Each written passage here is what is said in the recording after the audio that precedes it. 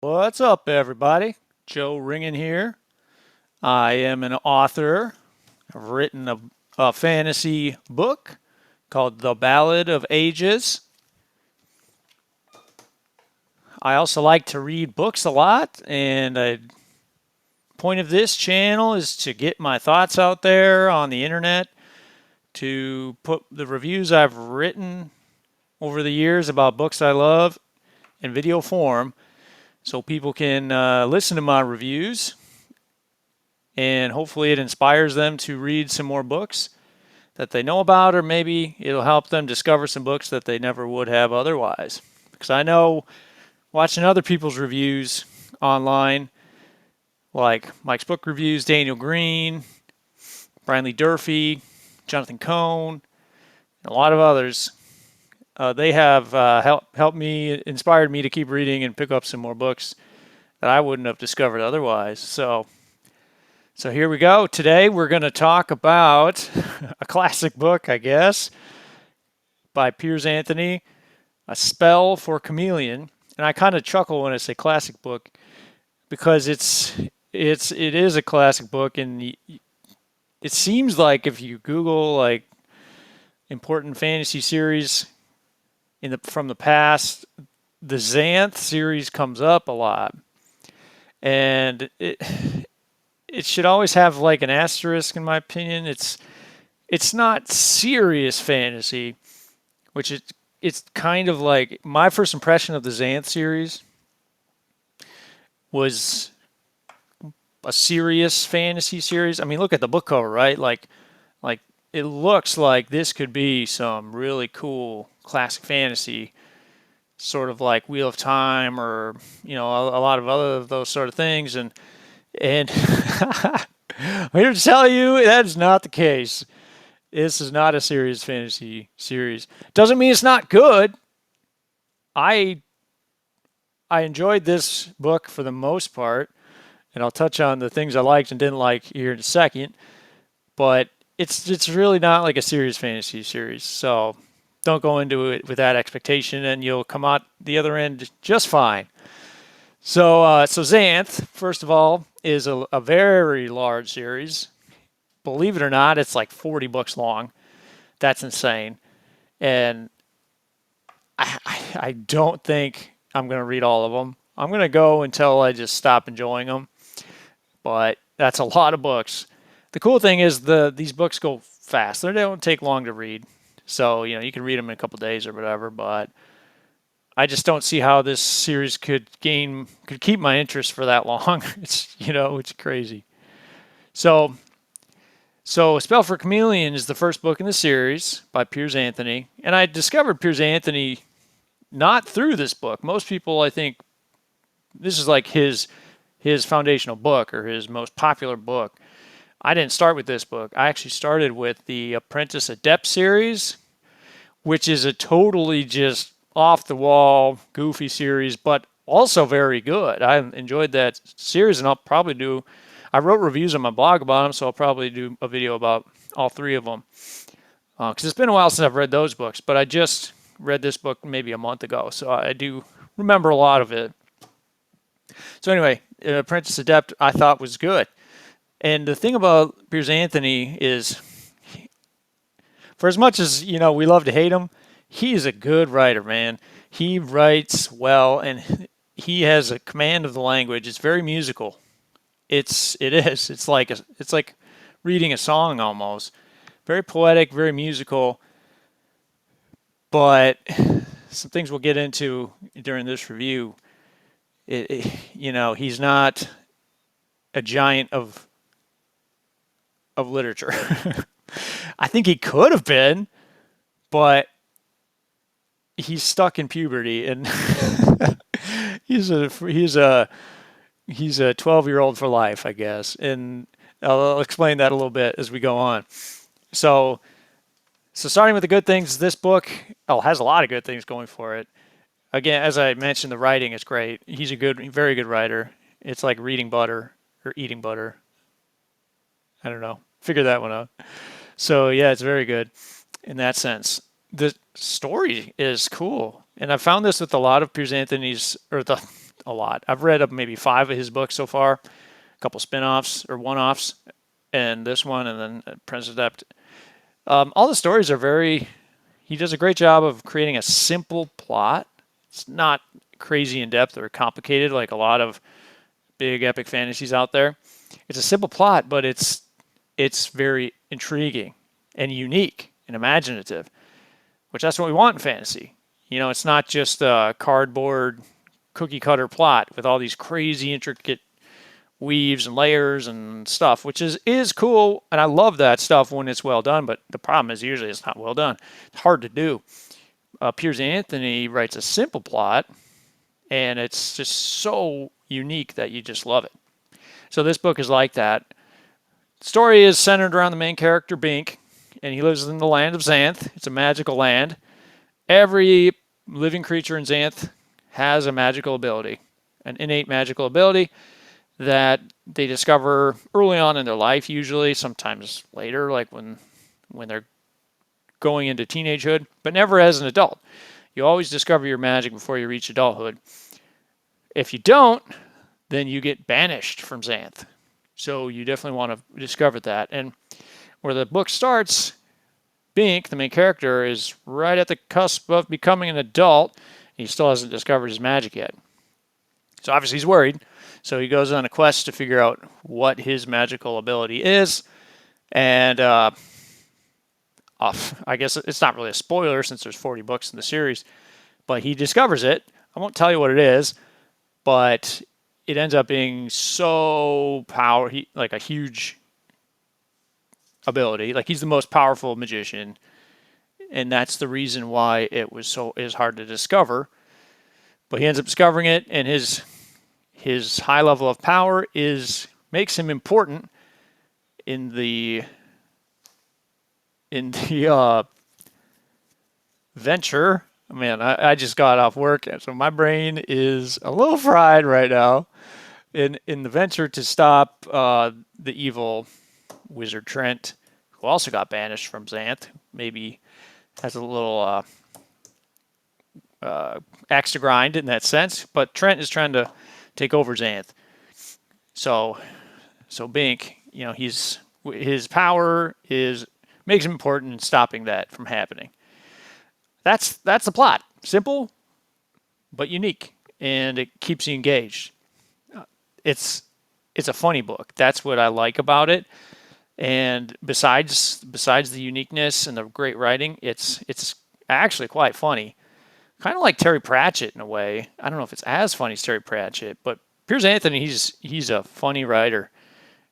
And it's so good that he understands that, and he doesn't take himself too seriously. A lot of books fall flat, in my opinion, because they try to be so serious, but the author can't deliver, and so it just comes off as cheesy. A great example of that is Terry Goodkind, who, if you saw my last video review, I actually really like him as an author, but like when he writes romance, it's cringy because he takes it so seriously. Piers Anthony, he doesn't take it seriously. He doesn't take this book seriously. I mean, he puts a lot of effort into writing it and creating it, but he knows it's kind of goofy, and he runs with it, and that's what makes this enjoyable. If he was trying to be super serious, I would just throw his book away and be like, this is the dumbest thing I've ever read. But because he understands it's just kind of fun, he's able to poke fun at the weirdness of it, and it makes it a great experience, makes it enjoyable to read. I've noticed, because, okay, so there's a lot of good things about this book. I'll come back to that, but since I'm on this topic, I've noticed in a lot of books, a lot of fantasy books that are maybe aimed more at teenage boys, I guess, as the market, or just like kind of young adult males, which fantasy seems to be targeted at that. The authors in those genres don't know how to write romance well, and that makes sense. You know, if you think about it, people that like fantasy and write fantasy spend a lot of time thinking about like dragons and stuff. They probably don't have a lot of experience courting the ladies, it's in high school. They're probably sitting there drawing like dragons and whatever in their notebooks, kind of like I did. So when it comes time to write a romance in a fantasy story, you have a lot of brain power already developed in the fantastical elements like knights and swords and wizards, but like you don't really you don't know how to write like the romance part. You're like, what does the dude say to a lady he's interested in? I don't know, because I'm always too scared to say stuff. That's probably what these authors are thinking, and it comes across a lot in those books, like Terry Goodkind book. Some of the other ones I just started reviewing, like Dragonlance. Piers Anthony is the same. He is just as awkward at romance and describing the ladies. But the difference is he doesn't try to be serious about it. Like I guarantee you, he knows he's just being wacky about it. So it's funny. You can laugh at it. The cheesy romance is funny in this, and he executes that good. Whereas in a lot of fantasy, it's cringy because it tries to be too romantic when it's just awkward. With that in mind, I want to say, Piers Anthony, dude, man, this guy's got some weird kind of gene where he is perpetually a 12-year-old boy. Like I said at the beginning of this review, he's still he. I'm not even going to say some of the things out loud that he writes about, like how he writes and describes the ladies is just so pervy for real. Like not even like you just laugh, and I would never let my parents read this book. It's like one of those things. It's like, dude, it's anyway. It's my gripe with every one of Piers Anthony's books. It's so inaccurate and incorrect in how he understands how women exist in the world. So, whatever. Everything else is good enough, in my opinion, to get past that. And when it's so awkward, you just laugh. I feel bad for the ladies out there who enjoy these books and have to read about how Piers Anthony portrays their gender. Because, like, please, if you're a female and you are reading this review, know that people know that females are not like how Piers Anthony describes them as. Like we like you guys. We like the ladies out there. We respect you. I hope you can still enjoy Piers Anthony because honestly, everything else is really cool about this book and fun to read. Like, it's one of those sort of Saturday morning made for TV fantasy movies. Reading this book, it felt like that.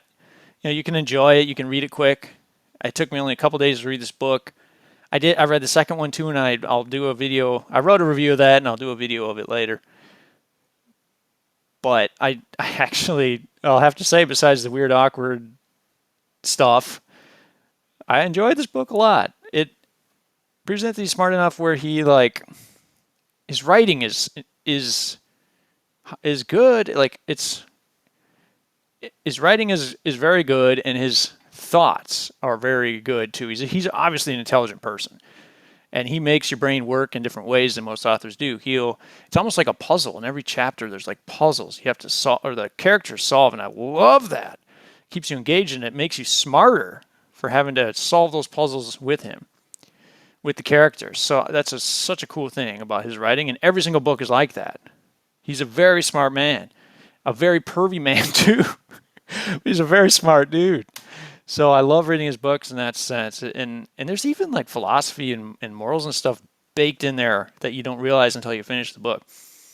Great example is the reason for the titles, A Spell for Chameleon. So So Bink, the main character, falls in love with a lady named Chameleon, and she's not actually a chameleon; she's a person, but she's named Chameleon smartly because her magical ability changes her throughout different times of the month, which you can connect the dots on that one. But so she goes from ugly to just ordinary to drop dead supermodel good looking, and it changes and it reverts back in cycles.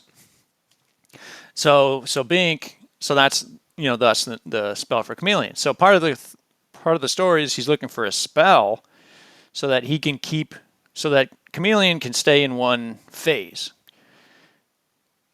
What ends up happening is Bink realizes he loves chameleon for who she is, with all her cycles, with all her wackiness. He loves her for who she is. So there's so that's a good moral value. You find true love and you love them for who they are. They don't need to change or always be in supermodel phase or whatever. And you love your wife for who she is, and she loves you back. And so that's a beautiful thing, right? So there's that, and so somewhere in all the weirdness of Piers Anthony's person, he does understand good values, at least in that sense. I haven't read all his books, so don't quote me on this if he gets just way out there. But that was a cool thing. I love when fantasy books have moral standing and fight for good values.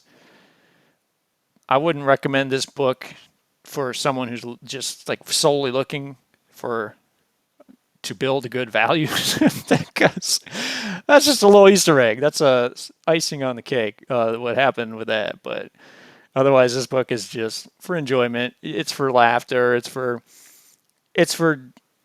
having sort of a refresh or retake on fantasy and exercising your brain even, and running into really fun characters and just funny plots, good descriptions, musical writing. That's this book. It's fun. Don't take it too seriously because Piers Anthony sure doesn't. The other really interesting thing that actually what sold me on reading this book, I was going to be done with Piers for a while just because there's a lot of other books I want to get to, but so Xanth is Florida, the state of Florida. So the land of Xanth is the state of Florida, just in a fantasy world. So you look at the map and it's Florida.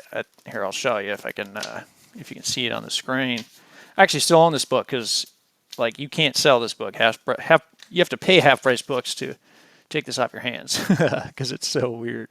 So that's the land of Xanth. It's the state of Florida, and I go to Florida a lot. I love Florida. It's for a lot of reasons, but I have family there, and so me and my wife travel there a lot. And so I thought it would be fun to be in Florida and sort of imagine all these different things happening.